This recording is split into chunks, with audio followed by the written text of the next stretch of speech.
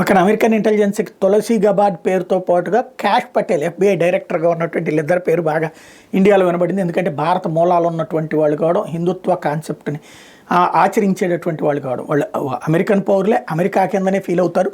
కానీ కాస్త ఈ భావజాలాన్ని వదులుకోము అని చెప్పడం వల్ల మన వాళ్ళందరూ ఫీల్ అయ్యారు. ఇప్పుడు అక్కడ క్యాష్ పటేల్ తన బాధ్యతలు స్వీకరించాక స్వామి భక్తిని ప్రదర్శిస్తున్నారు. తనకి అవకాశం కల్పించింది ఎవరు?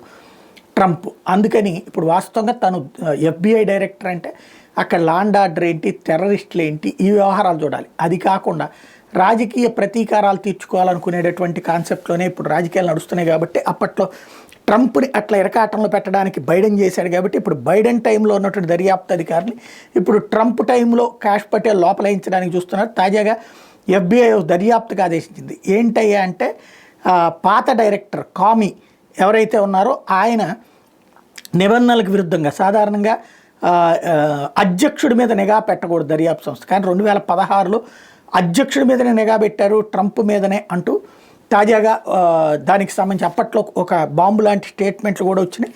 అది దాని మీద ఇప్పుడు దర్యాప్తుకి ఆదేశించడం క్యాష్ పటేల్ కథ కొత్త మలుపులు తిరుగుతోంది.